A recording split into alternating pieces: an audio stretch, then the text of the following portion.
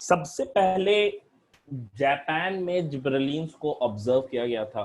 ठीक है, सबसे पहले जापान में जिब्रेलिन्स को ऑब्जर्व किया गया था और वहाँ के फार्मर्स ने राइस में एक डिजीज को देखा जिसमें राइस के प्लांट काफी थिन हो गए और उनमें हम कह सकते हैं एक तरीके से क्लोरोसिस यानी कि वो पेल कलर के भी हो गए थे, साथ ही साथ वो काफी लंबे हो गए थे, मतलब thin tall and pale as a symptom उन्होंने एक डिजीज में ऑब्जर्व किया गया था जो कि राइस प्लांट में हो रहा था और उस डिजीज का नाम बेकेन डिजीज था या फुल्लेस सीडलिंग डिजीज उसको हम लोग कहते हैं। बाद में जाके जब पता किया गया तो देखा गया कि वो एक फंगल इन्फेक्शन उनको हुआ है और उस फंगस का नाम जिबरेला था, जिससे बाद में दो साइंटिस्ट थे यबुता और सुमिकी करके, उन्होंने उसी फंगस से आपको जिबरलिन्स को एक्सट्रैक्ट किया। प्लांट बॉडी में 100 से भी ज्यादा जिबरलिन्स पाए जाते हैं, लेकिन जो मैक्सिमम जिबरलिन या जिबरलिक एसिड है वो पाया जाता है वो प्लांट में GA3 हम लोग उसको कहते हैं, मतलब सीक्वेंस वाइज हम लोग रखे GA1 to 100 पाया जाता है। ठीक है, बहुत ज्यादा है, लेकिन सबसे कॉमन जो है वो सारे जिबरलिन्स का रिप्रेजेंटेटिव हम कह सकते हैं, या सारे जिबरलिन्स में सबसे मोस्ट कॉमन जो जिबरलिन है दैट इज GA3। ठीक है, तो यही जिब्रेलिन का एक तरीके से हम कह सकते हैं कि डिस्कवरी हो गया। सिंपल याद क्या रखना है जिब्रेलिन्स के बारे में कि हाँ, राइस में एक डिजीज हुआ था जिसे हम लोग फुलिस सीडलिंग डिजीज कहते हैं या फिर उसी को बेकेन डिजीज कहते हैं। कहाँ लोग देखे थे इसको? तो सबसे पहले जापान में देखा गया था। ये है क्या? तो इसमें प्लांट काफी लंबा हो जाता है, पतला हो जाता है और पेल कलर का हो जाता है। ये चीज को जब देखा गया कॉज इसका, तो देखा गया वो प्लांट में एक इन्फेक्शन हुआ है जिब्रेला फंगस के द्वारा, इसीलिए उसको जिब्रेलिन हम लोग कहते हैं, क्योंकि इसका जो एक्सट्रैक्शन हुआ था वो जिब्रेला फंगस से हुआ था। और इसी चीज को एक्सट्रैक्ट किया किसने? तो यबुता और सुमिकी ने, और इसी चीज का नाम क्या रख दिया? जिब्रेलिन्स रख दिया। ठीक है, अब देखिए यहाँ पे हमको मेन इसका पढ़ना है फिजियोलॉजिकल इफेक्ट के बारे में और साथ ही साथ इसके एप्लीकेशंस के बारे में। तो हम स्टार्टिंग करते हैं।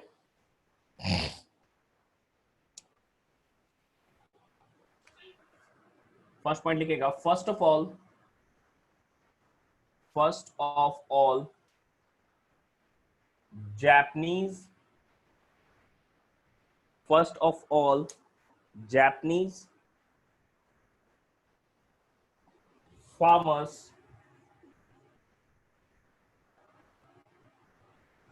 observed peculiar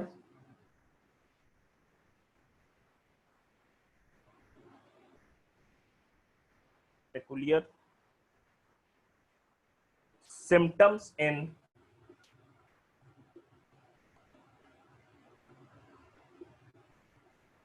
rice seedlings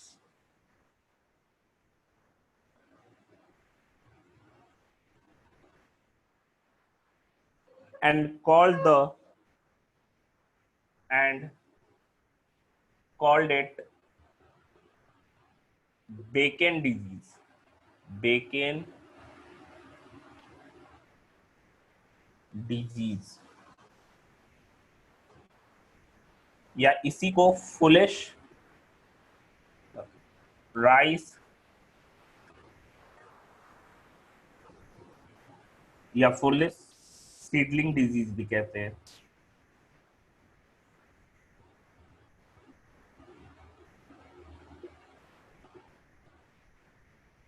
foolish seedling disease.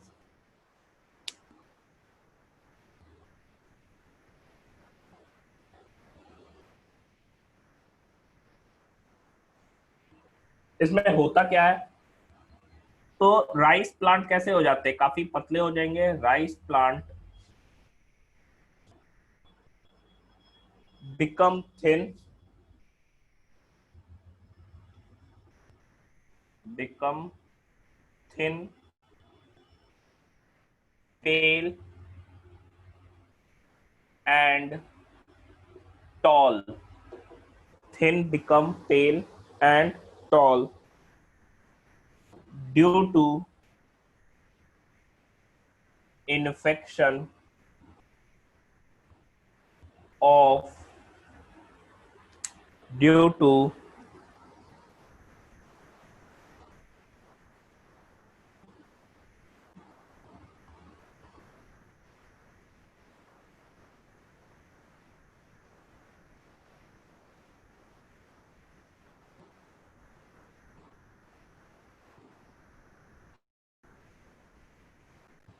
infection of Gibberella fungus, due to infection of Gibberella fungus.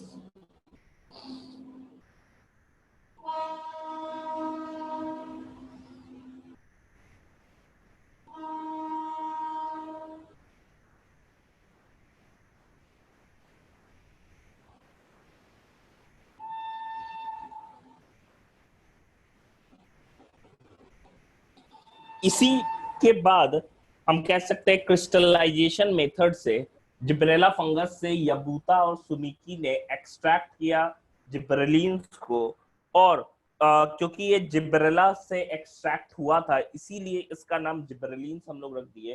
Plant body में 100 टाइप के जिब्रेलिन्स पाए जाते हैं, लेकिन जो सबसे मोस्ट कॉमन टाइप है वो GA3 हम लोग बोलते हैं या GA3 उसको बोलते हैं।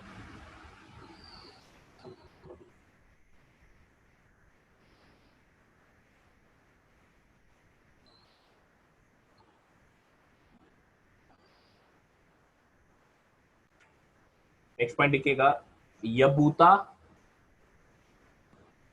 And सुमिकी, Yabuta and Sumiki were the first to extract, were the first to extract, were the first to extract a crystalline substance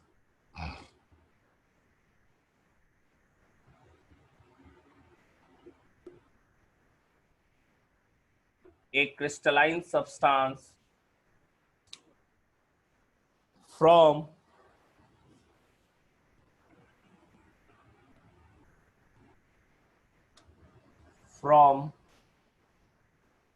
Gibberella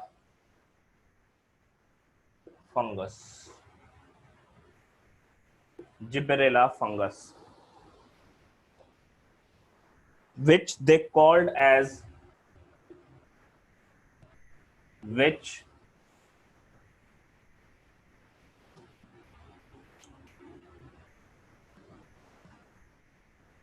they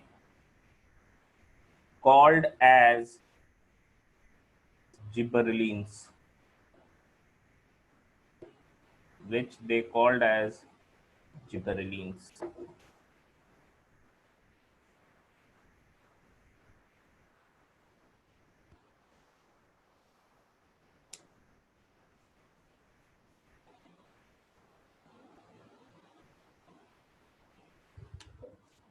hundred type का जिब्रेलिन्स पाया जाता है।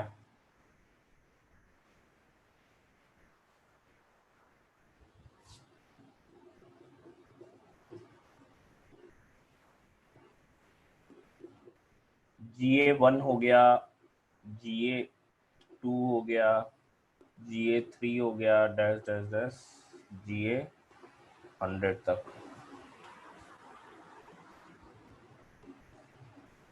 आर नोन, लेकिन सबसे जो कॉमन टाइप है that is GA3 है।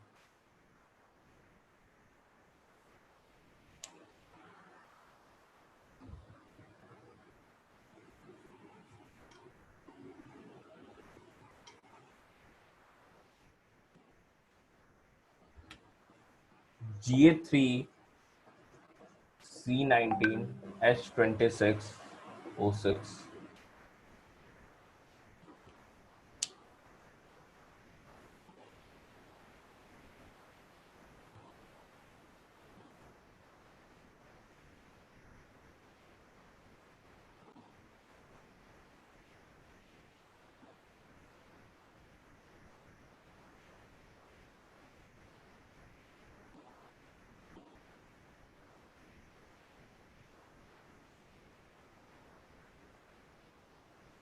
हो गया।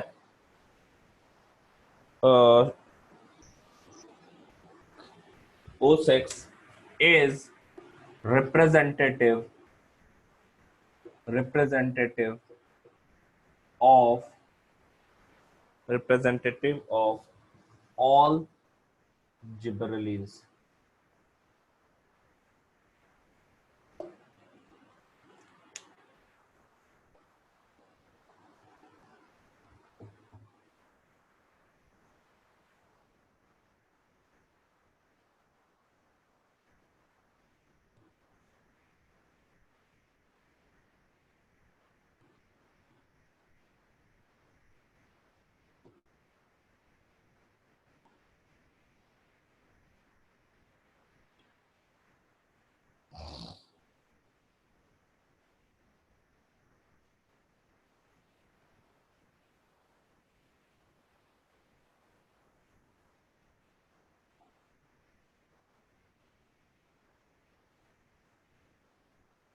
हो गया। देखिए, इसके बाद से हमको मेनली जो देखना है इसमें वही सारी चीजें देखनी है जो ऑक्सीजन में देखे थे, जैसे प्रिकर्सर हो गया और कैसा नेचर का होता है, कहाँ वो सिंथेसाइज होता है, ये सारी चीजें, ट्रांसपोर्टेशन उसका कैसा होता है, तो ये सारी चीजें।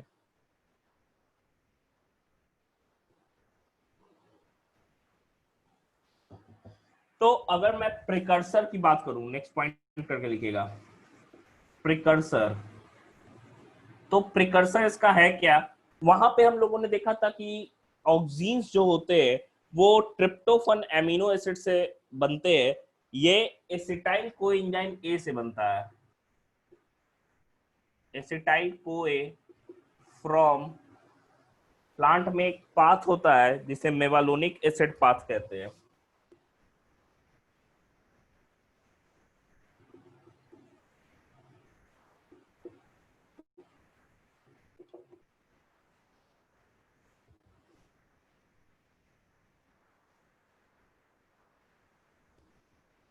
अगर मैं इसके नेचर की बात करूं तो ये टर्पीन्स के कैटेगरी में इसके हम रखते हैं। ये एसिडिक होता है और इसके अंदर वहां पे कौन सा रिंग था? इंडोल रिंग था। यहाँ पे एक गिब्बेन रिंग प्रेजेंट होता है।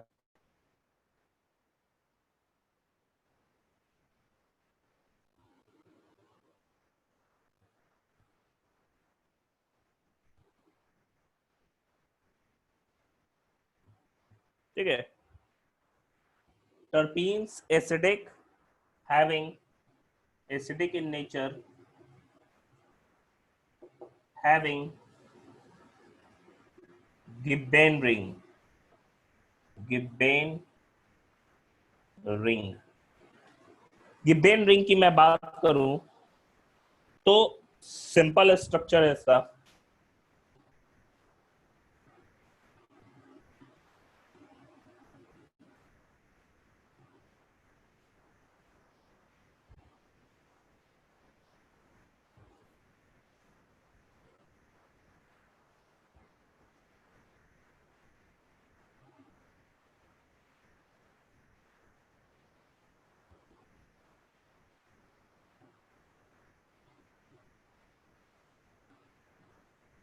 ऐसा स्ट्रक्चर इसमें प्रेजेंट होता है।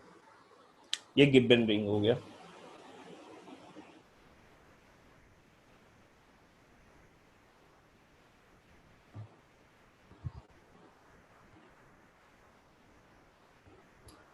साइट ऑफ सिंथेसिस की बात करूं, देखो आपने पढ़ा भी है पहले, इफेक्ट में 10 तक कुछ पढ़ा था जिब्रेलिन के बारे में, तो यही तक जाना था कि जिब्रेलिन एक चीज तो है कि हाँ ऑक्सीजन के प्रेजेंस में ही काम करता है।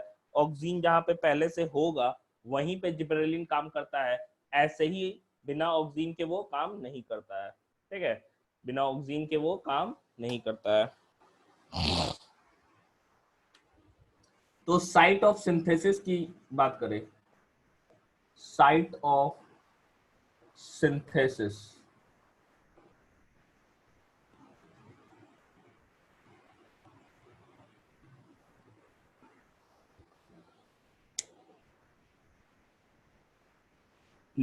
तो ये भी ग्रोइंग पार्ट में ही पाया जाता है, जैसे लीव्स हो गया,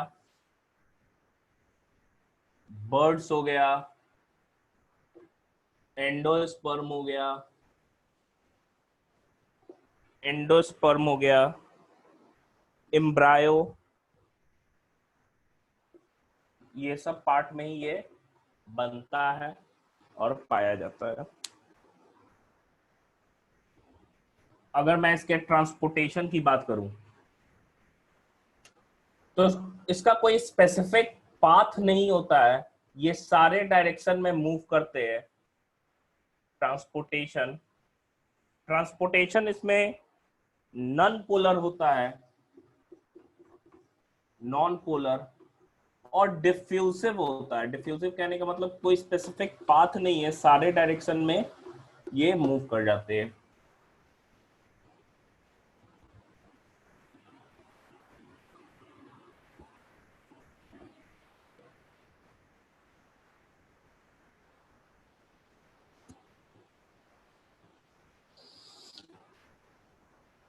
देखो, इससे सबसे ज्यादा क्वेश्चन आता है इसके एंटी फॉर्म से, ठीक है, क्योंकि इसमें एंटी फॉर्म थोड़ा ज्यादा रहता है, तो क्वेश्चंस भी आपके ज्यादा आते हैं इससे, एंटी फॉर्म से। और एंटी फॉर्म इसका है क्या, तो कुछ कंपाउंड से, जैसे कि याद रखना है, फॉस्फोन डी हो गया एक एंटी फॉर्म, अलार 85, ये सब सब सिंथेटिक है, अलार 85, AMO 1618,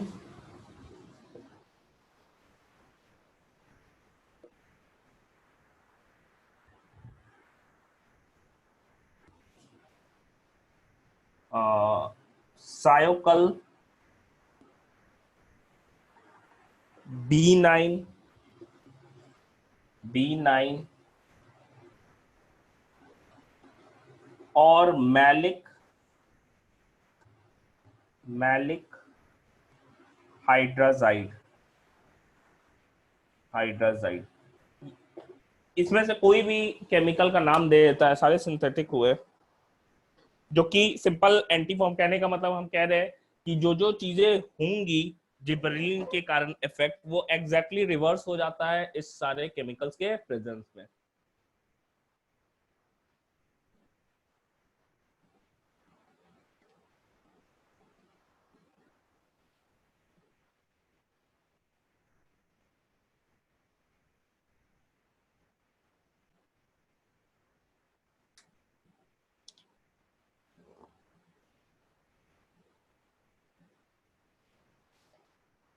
हो गया, ये सारी चीजें हो गई। इसके बाद से नेक्स्ट पढ़ना है physiological effects and application. Heading डाल दीजिएगा इसका, physiological effects, physiological effects and applications,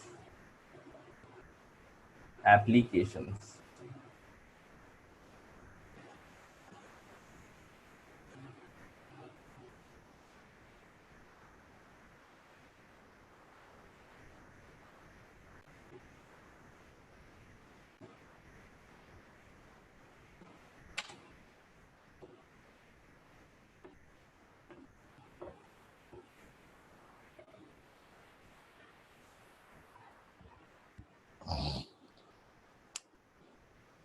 देखो, सबसे पहला जो इफेक्ट है दैट इज स्टेम इलोंगेशन, इसका इफेक्ट होता है। और स्टेम इलोंगेशन में भी ये इंटरनोड को इलोंगेट करता है। इंटरनोड इलोंगेशन इसका मेन हम कह सकते हैं, स्टेम इलोंगेशन में ये इंटरनोड को ही इलोंगेट करता है।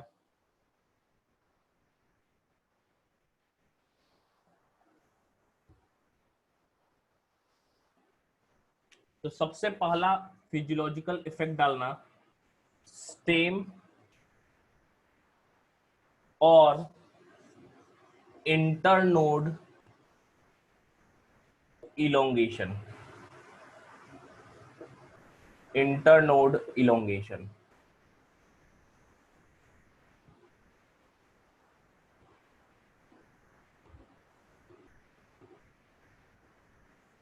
लिखेंगे GA for gibberellic acid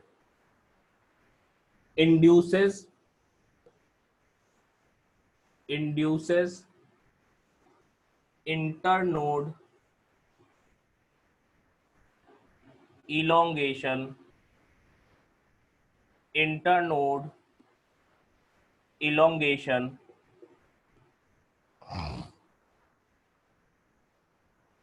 leaf expansion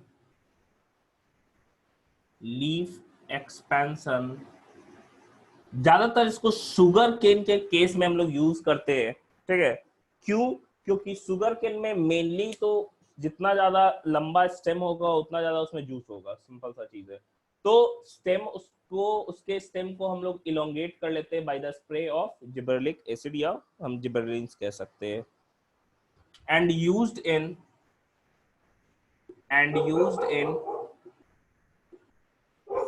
sugarcane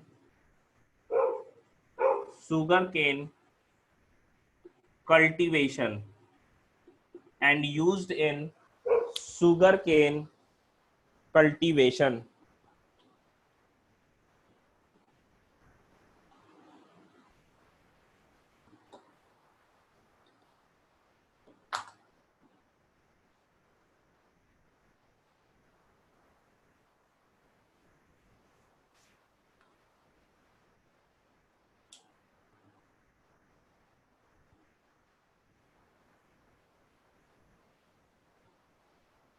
एक minute. And used in sugarcane cultivation. देखो, रोजेट प्लांट्स में हम कह रहे हैं, रोजेट प्लांट्स हम लोग वैसे प्लांट को कहते हैं जिसमें रोजेसियस टाइप ऑफ कोरोला प्रेजेंट होता है, ठीक है। रोजेट प्लांट हम लोग कहते हैं सिंपल एक टफ्ट हम कह सकते हैं। जैसे एग्जांपल आपने पढ़ा था रिप्रोडक्शन इन ऑर्गेनिज्म में, एक आया होगा वाटर हेसेंथ का, जिसमें आपने देखा होगा कि हम लोग बोलते हैं उसमें ऑफसेट प्रेजेंट होता है और रोजेट ऑफ लीव्स प्रेजेंट होता है and tuft of root present होता है। तो रोजेट का मतलब है सिंपल कि समझो विदाउट, हम लोगों ने याद करो, हम लोगों ने कोरोला पढ़ा था तो उसमें विंग एंड क्लॉ पढ़ा था। तो विंग जो ऊपर का पार्ट होता है, क्लॉ नीचे का जो पतला वाला पार्ट होता है पेटल्स का, जो कि अटैच्ड होता है किससे, थैलेमस से। तो अगर क्लॉ नहीं रहेगा, खाली विंग प्रेजेंट होगा, that is rosaceous type of corolla, ठीक है। जो किसमें आता है, जैसे रोज वगैरह के केस में, ठीक है। कैबेज भी एग्जांपल होता है। तो इस केस में इंटरनोड इलोंगेशन करता है रोजेट प्लांट्स में, जैसे कैबेज के केस में हम लोग देखते हैं जिब्रेलिक एसिड। तो इसी इफेक्ट को बोल्टिंग इफेक्ट कहते हैं, या इसी को हम लोग बोल्टिंग भी कहते हैं। तो सिंपल सा चीज है कि बोल्टिंग का मतलब क्या हो गया कि स्टेम इलोंगेशन इन रोजेट प्लांट्स। किसके कारण? जिब्रेलिन्स के कारण। इसी में लिखेगा gibberellins induce gibberellins induce stem elongation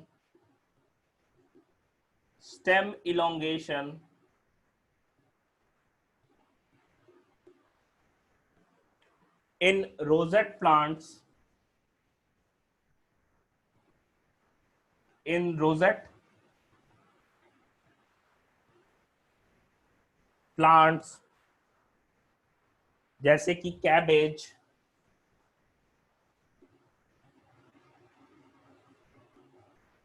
this effect is known as bolting effect, bolting, BOL है, bolting effect, bolting effect।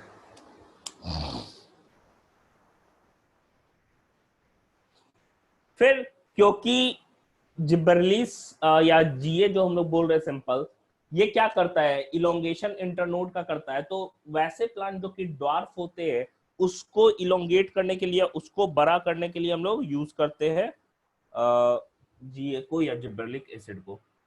Second जो इफेक्ट है that is elongation of elongation of genetic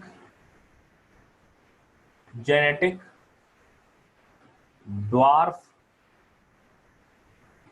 plants. Genetic dwarf plants. Elongation of genetic dwarf plants.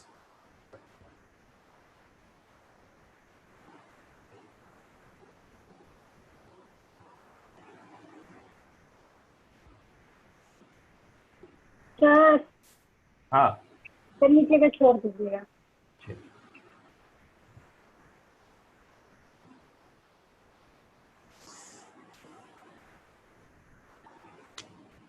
देखिएगा इसमें, when GA are applied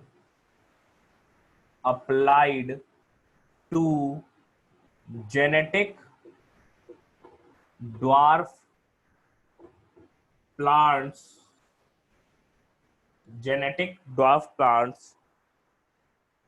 such as dwarf maize,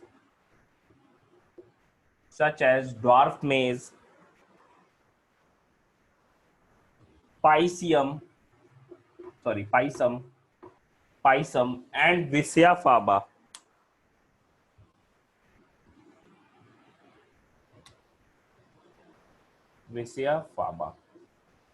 अच्छा, विसिया फाबा बताइए, तो कोई example पढ़े होंगे आप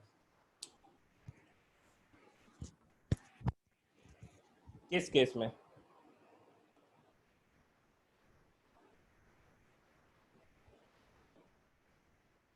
किस केस में?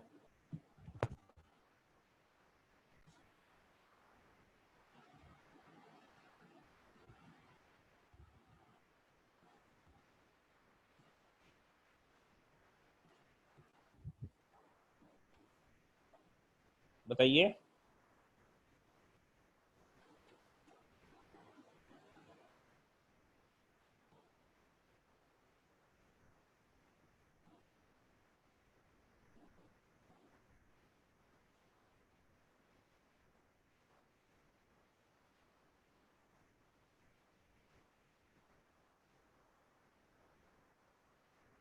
हाँ,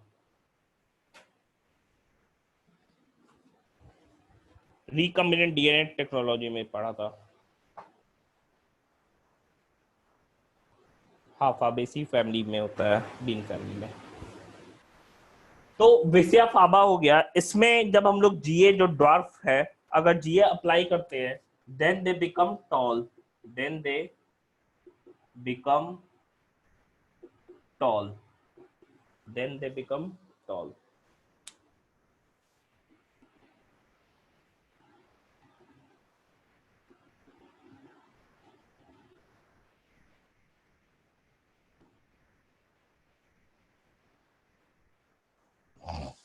नेक्स्ट क्या है, हम पढ़े हैं 10th में ये चीज, ब्रेकिंग ऑफ डोरमेंसी। वहां कैरेक्टरिस्टिक था कि डोरमेंसी को ब्रेक करता है जिबरेलिक एसिड। तो डोरमेंसी किसका? तो सीड्स का, बर्ड्स का, ट्यूबर्स का, ये सब चीजों का डोरमेंसी ब्रेक किया जाता है जिबरलिन्स के कारण। देखिएगा इसमें, GA breaks the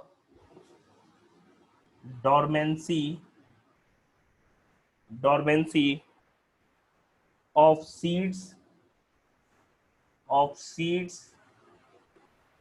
birds and tubers। Seeds, birds and tubers।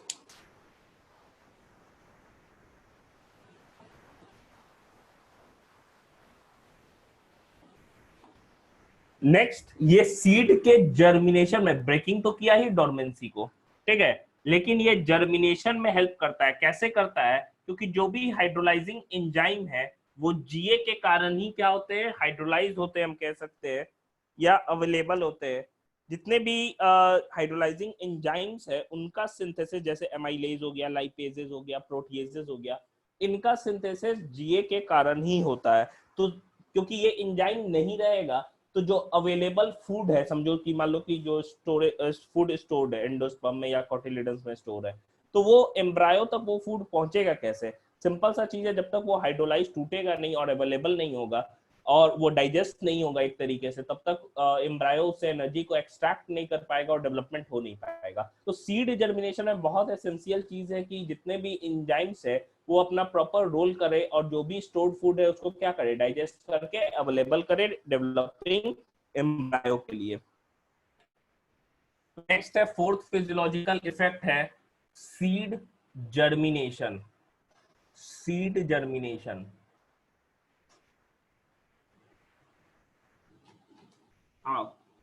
अंदर फोर्थ है सीड जर्मिनेशन। देखिएगा इसमें जीए induce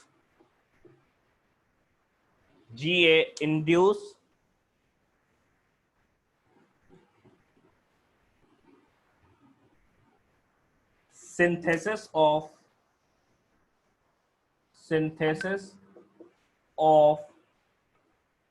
GA induced synthesis of hydrolyzing enzymes hydrolyzing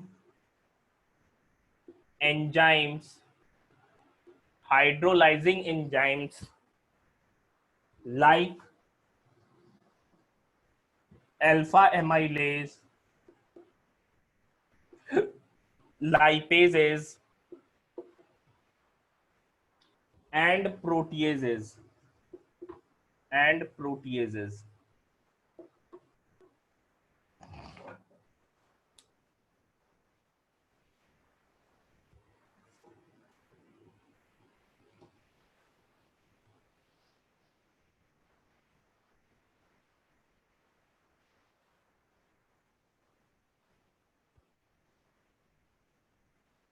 देखो ये फ्रूट्स के इंटैक्ट रहने के लिए ये जरूरी होता है, फ्रूट्स को इंटैक्ट रखता है। साथ ही साथ फ्रूट को ये करता क्या है, सिंपल समझना कि फ्रूट को बड़ा भी करता है साइज में, ठीक है, फ्रूट को साइज में बड़ा करता है। जैसे कि एक जिबरलिन्स का आर्टिफिशियल एक मिक्सचर है जीए का, GA3 और हम लोग GA4 और GA7 यूज करते हैं, साथ ही साथ साइटोकाइनिन भी यूज करते हैं कुछ अमाउंट में, इसे हम लोग पोमेलिन कहते हैं, इस मिक्सचर को पोमेलिन कहते हैं and it is used for increasing the size of the apples. तो सिंपल है, फ्रूट और फ्लावर एनलार्जर का भी काम करता है, एप्पल और ग्रेप्स वगैरह को भी बढ़ाता है ये, हम कह सकते हैं। तो फिफ्थ जो है that is fruit and flower enlarger का काम कर रहा है।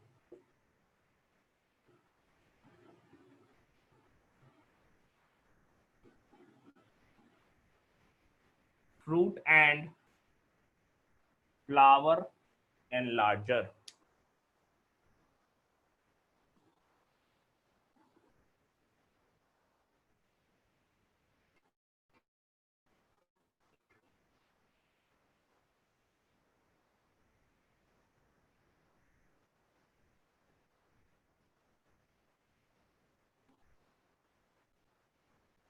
लिखिएगा इसमें साइज ऑफ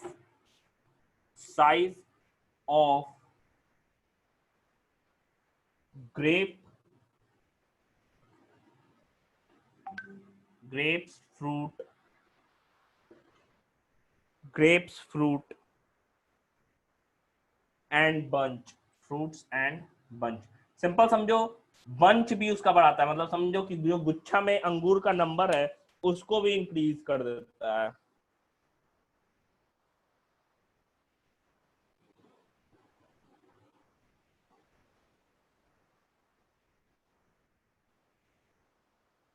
ठीक है, लेकिन यहीं पे एक मिक्सचर जो हम लोग यूज कर रहे हैं दैट इज पोमेलिन, वो करता क्या है, पोमेलिन वो एप्पल को इनलार्ज करने का काम करता है। ठीक है, यहीं पे लिख लीजिएगा, स्टार मार्क करके लिख लीजिए, पोमालिन ये मिक्सचर है क्या, इसमें जीए हम लोग यूज किए हैं, जीए में कौन सा GA4 यूज करते हैं प्लस GA7, और इसमें एक सिंथेटिक साइटोकाइनिन यूज किया जाता है, that is benzyl adenine, CK cytokinin, that is 6 benzyl adenine. It acts as an ample enlarger.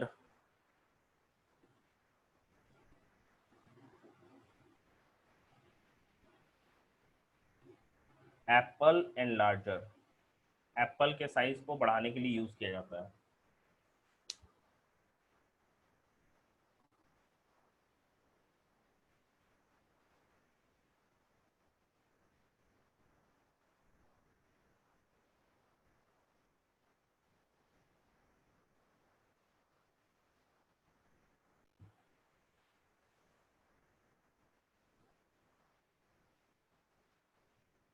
देखिए, इससे पहले हम लोग जो देखे थे ऑक्सीन्स, वो क्या कर रहा था, वो सिंपल हम कहते हैं कि वो फेमिनाइजिंग इफेक्ट को कर रहा था। फेमिनाइजिंग इफेक्ट कहने का मतलब है कि वो फीमेल फ्लावर की ग्रोथ को बढ़ाता है कुछ प्लांट्स में। ये जिबरेलिन क्या करता है, ये हम कह सकते हैं मेल फ्लावर के प्रमोशन को हेल्प करता है, मतलब कि मेल फ्लावर को ज्यादा प्रमोट करता है कि वो ज्यादा से ज्यादा हो as compare to female flowers.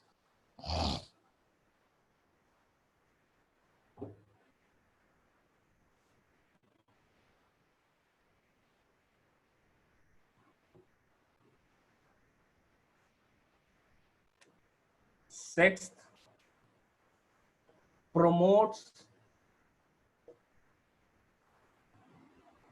flowering of male flowers.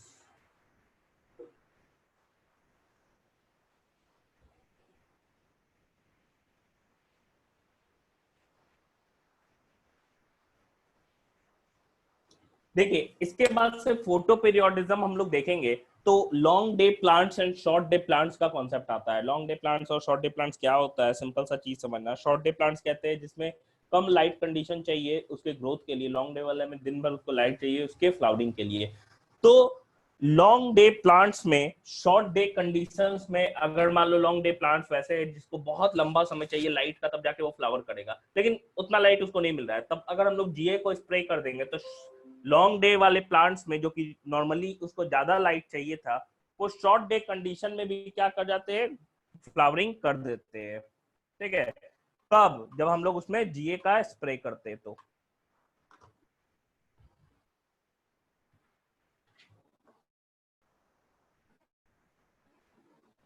तो फुल स्टॉप के बाद इसी में लिखिएगा flowering in LDPs, flowering in long day plants during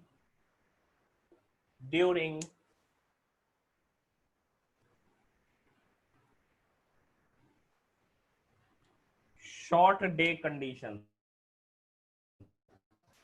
short day conditions, short day conditions.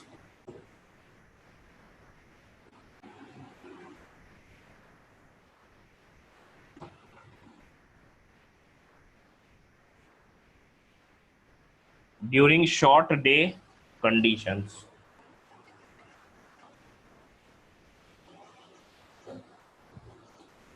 ये फर्मेंटेशन में भी हेल्प करता है।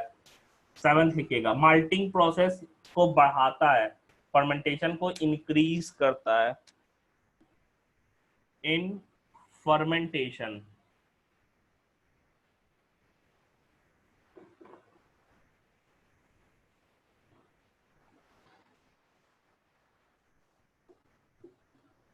increase the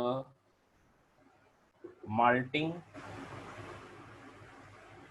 process, increase the malting process.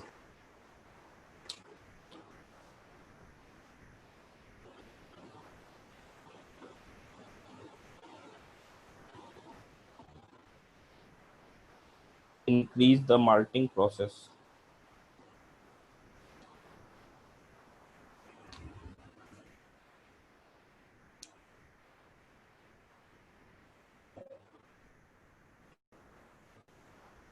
देखो नेक्स्ट है कि अगर हम लोग को जल्दी सीड का प्रोडक्शन चाहिए तो जो मैच्योरेशन पीरियड है उसको ये क्या कर देता है, शॉर्टन कर देता है। मतलब सिंपल सा चीज है कि जो मैच्योर होने में जितना समय लगता वो उतना अब नहीं लगेगा सीड के केस में। मतलब सीड जल्दी ही क्या होते हैं, जर्मिनेट कर जाते हैं, क्योंकि ये सीड जर्मिनेशन को भी क्या करता है, प्रमोट करता है। तो सिंपल सा चीज है, कॉनिफर्स के केस में, कॉनिफर्स कॉनिफेरस फॉरेस्ट में जो पाए जाते हैं, इसका कैरेक्टरिस्टिक क्या होता है, निडल लाइक लीव्स होता है। तो उसमें तो एट्थ जो है that is spraying juvenile conifers, juvenile conifers conifers with GA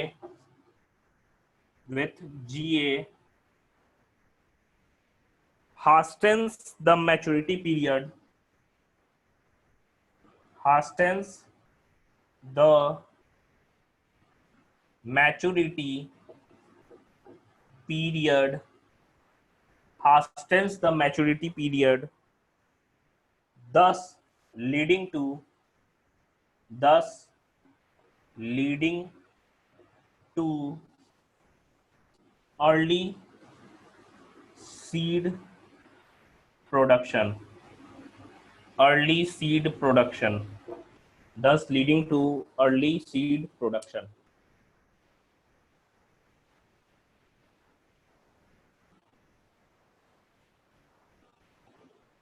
देखो नेक्स्ट है, हमको अगर मान लो कि हम देख लिए कि जैसे मान लो अभी मैंगो का ही सीजन चल रहा है, ठीक है, तो मैंगो उतारने से पेड़ से पहले देख लिया जाता है कि अवेलेबिलिटी मैंगो की कितनी है मार्केट में। सिंपल सा चीज है, अगर ज्यादा अवेलेबल रहेगा मार्केट में तो अगर हम लोग आम को उतार देंगे तो जल्दी खराब हो जाएगा, उतना बिकने वाला नहीं है। तो पेड़ में ही उसको हमको रोकना है कि हाँ वो अब धीरे धीरे करके क्या हो जाए, पके जल्दी से नहीं, पके जल्दी से मैच्योर नहीं करे, तो हम जीए को क्या कर देते हैं, स्प्रे कर देते हैं।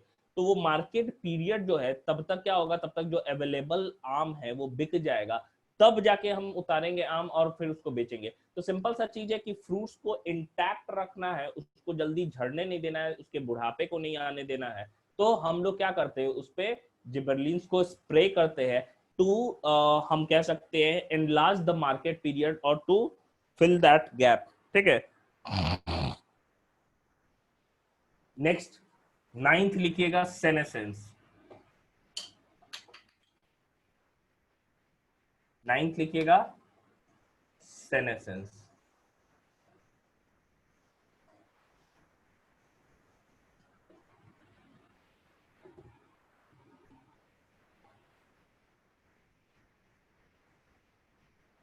नाइन्थ लिखिएगा senescence.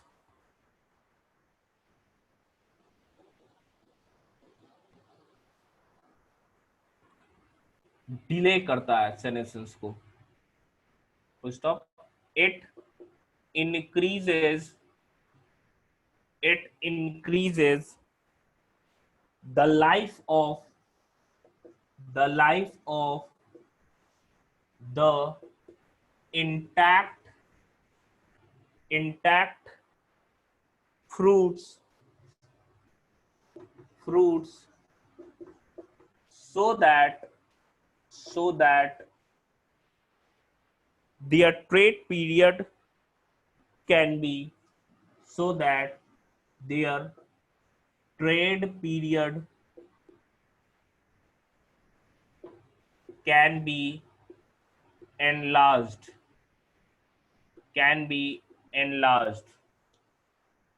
so that their trade period can be enlarged। और लास्ट पॉइंट है, ये फिजियोलॉजिकल इफेक्ट खत्म हो गया। नेक्स्ट जो है दैट इज बायोअसे।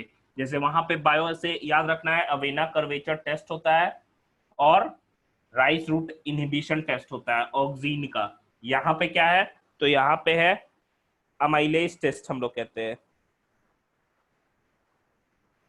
तो इसके बायोअसे की हम बात कर रहे हैं।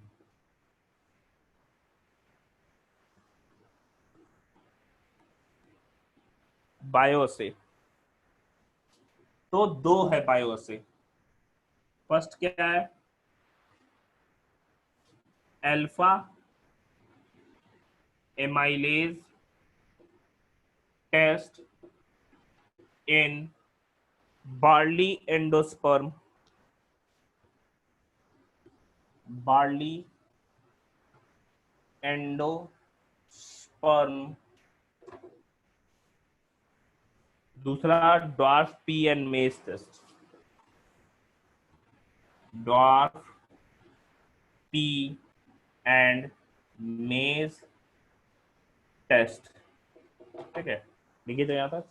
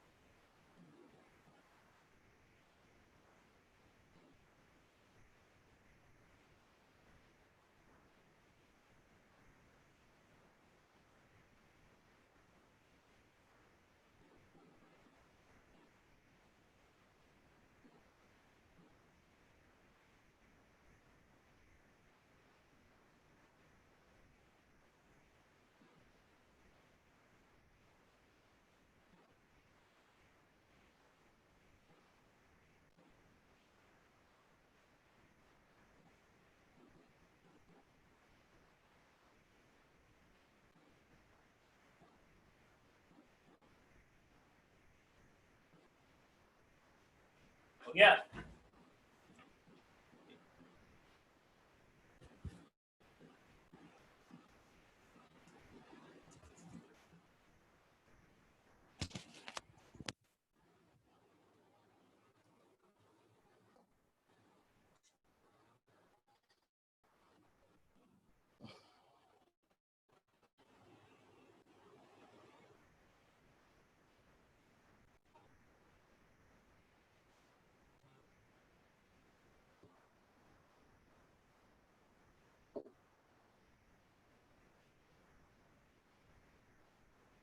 कॉनिफर्स लिखे थे जुवेनाइल के बाद, कॉनिफर होता है ना।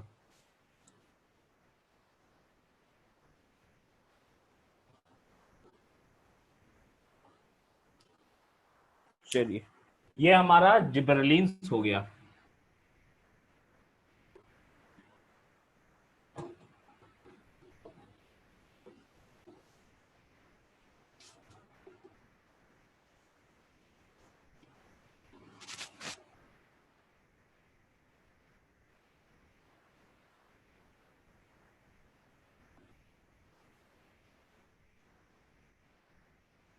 नेक्स्ट लिखिएगा साइटोकाइनिन्स।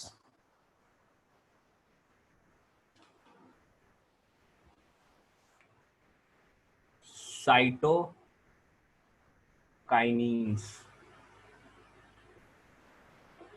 सीके इसको बोलते हैं हम लोग,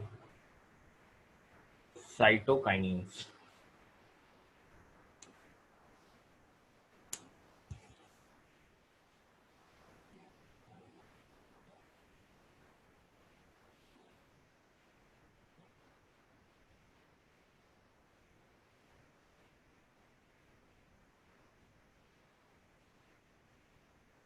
देखो, सबसे पहले साइटोकाइनिन जो ऑब्जर्व किया गया था वो एक्चुअली में हम नहीं कह सकते,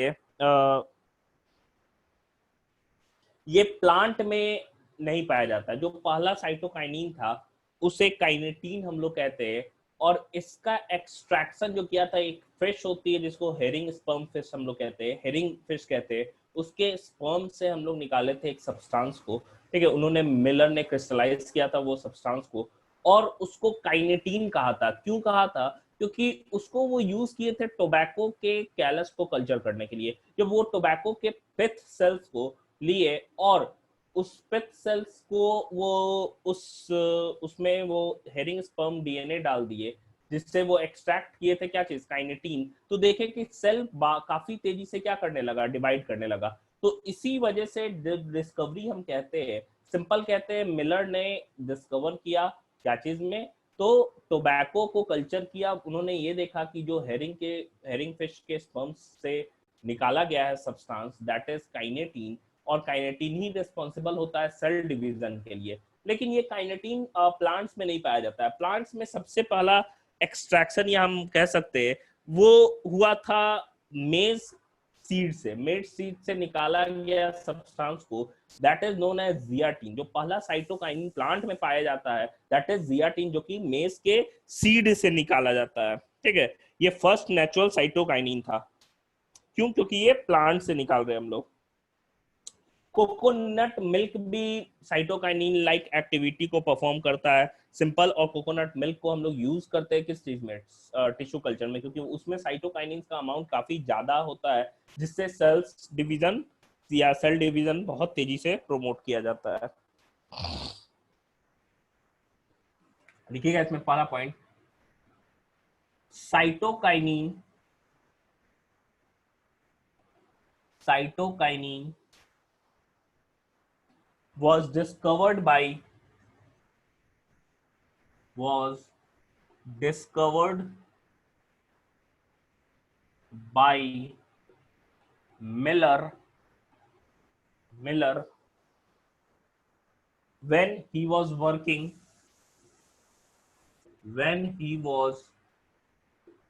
working when he was working on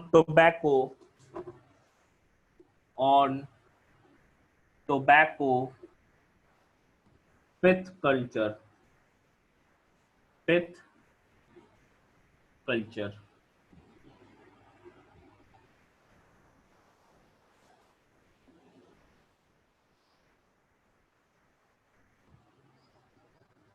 he added the contents of an old DNA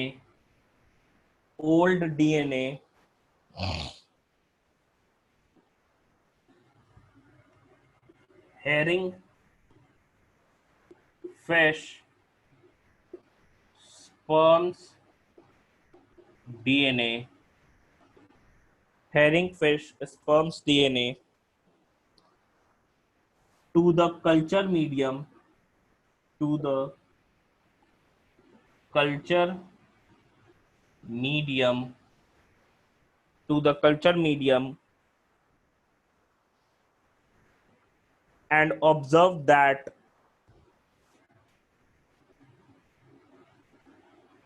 and observed that the tobacco pith culture the tobacco pith culture the tobacco pith culture or callus could grow for longer period.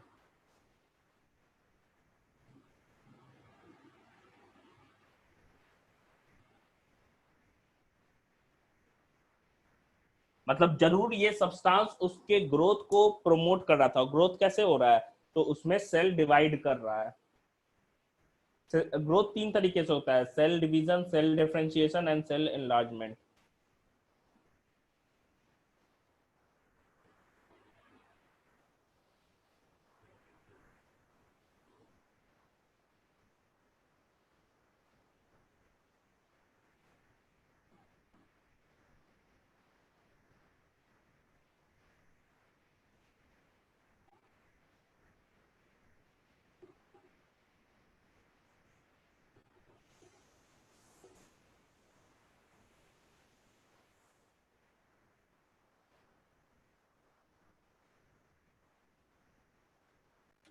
Next point लिखना, Miller isolated an active substance substance, an active substance from autoclaved DNA, from autoclaved DNA, from autoclaved DNA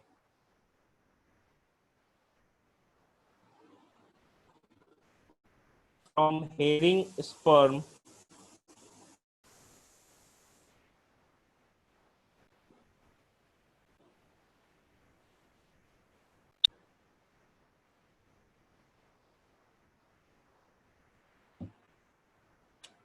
from herring sperm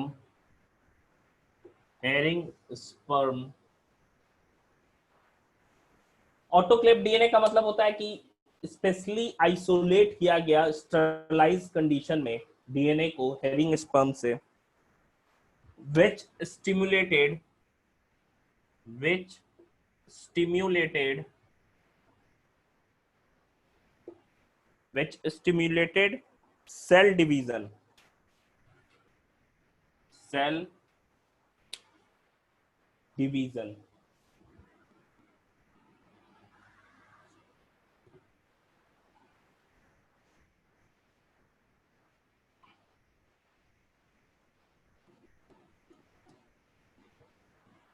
which stimulated cell division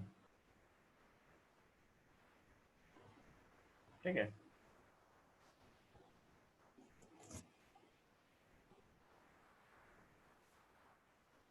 he named this substance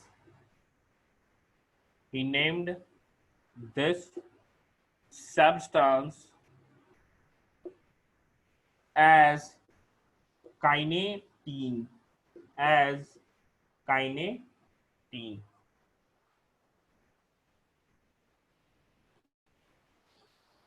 kinetin does not occur naturally kinetin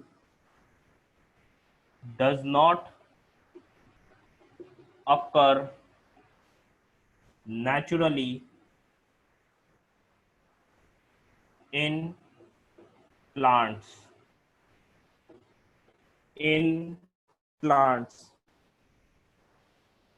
तो सबसे पहला natural cytokinin जो extract किया गया था plant में से वो क्या था वो जियाटीन था और किस प्लांट में से तो कॉर्न के कर्नल से यानी कि मेज के सीड से ठीक है तो सबसे पहला नेचुरल एक्सट्रैक्शन जो हुआ था that is of zeatin and it is considered to be the first cytokinin extracted from the plants because kinetin does not occur in plants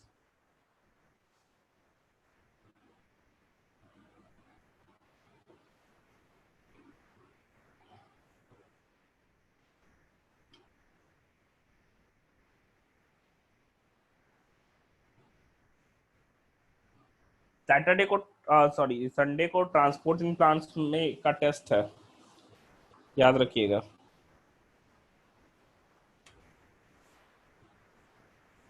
the first natural cytokinin the first natural cytokinin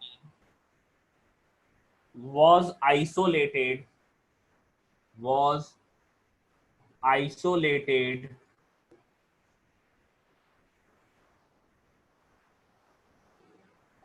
from immature corn kernels from immature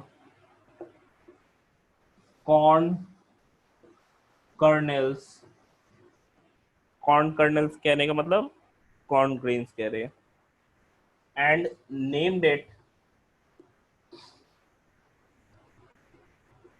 उसे क्या कहा गया zeatin and named it zeatin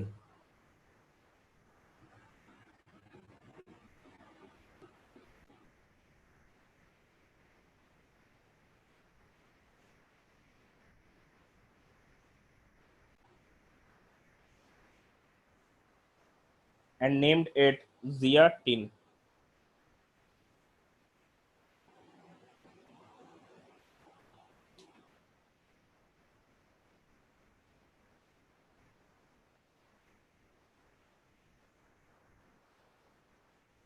ये naming का काम या zeatin का काम या जो निकाला था एक्सट्रैक्शन, वो लेथम नाम के साइंटिस्ट ने रखा था, मिलर ने नहीं रखा था।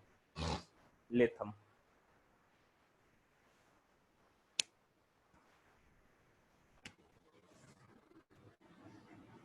जहां तक हम जानते हैं कोकोनट मिल्क की, तो coconut milk also performs cytokinin like activity and thus used in used in tissue culture and thus used in tissue culture।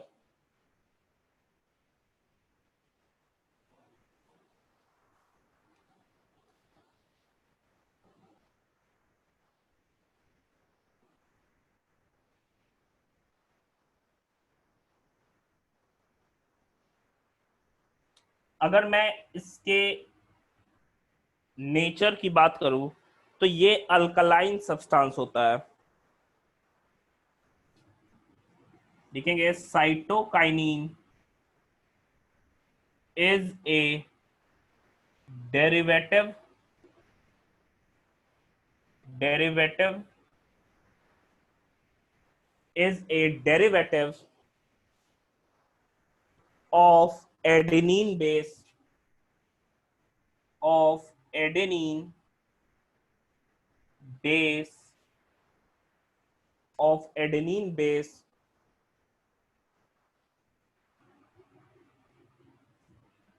इसी में फुल स्टॉप के बाद लिखिएगा।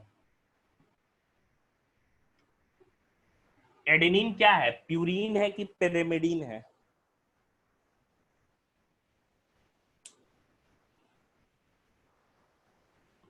प्यूरीन से। ई बाद में होगा।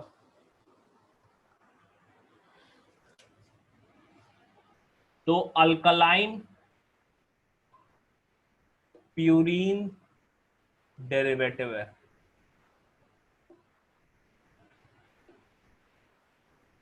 Alkaline purine derivative.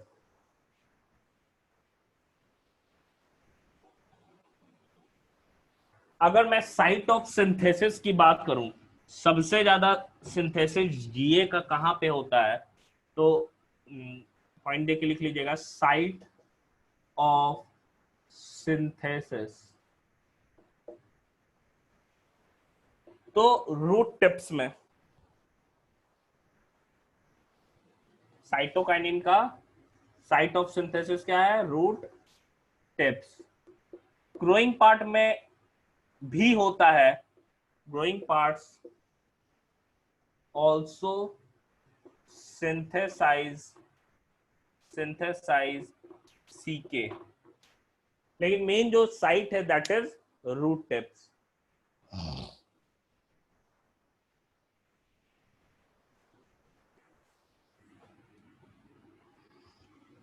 सर वो बेस के बाद ही ऊपर वाला है जो अल्कलाइन। हाँ, इसके बाद फुल स्टॉप के बाद लिखिए अल्कलाइन प्यूरिन बेस।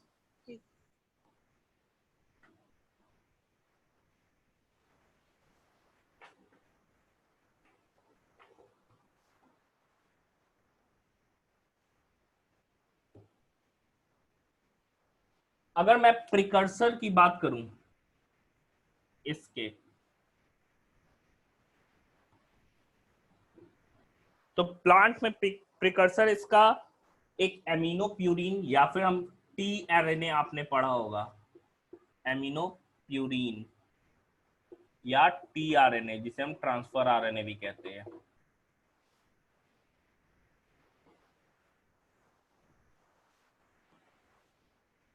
इसका ट्रांसपोर्टेशन ऑक्सीन के ही जैसा होता है।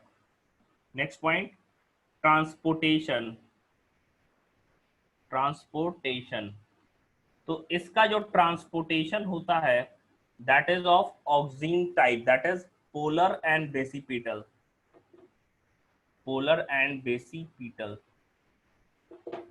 मतलब ग्रोइंग पार्ट से ओल्डर पार्ट की तरफ जाएगा।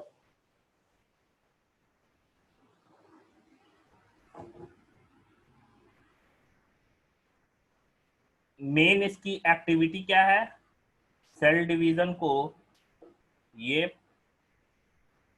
प्रोमोट करता है, ठीक है, सेल डिवीजन को ये प्रोमोट करता है।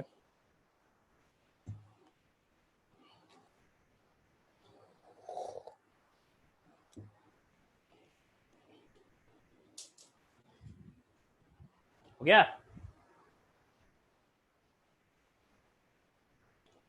देखिए इसके बाद से हम लोग को पढ़ना है फिजियोलॉजिकल इफेक्ट्स एंड एप्लीकेशन इसका, और फिर इसका बायो से, फिर एब्सिसिक एसिड और इथाइलिन, ये पार्ट खत्म हो जाएगा, फिर फोटो पीरियोडिज्म है, ठीक है।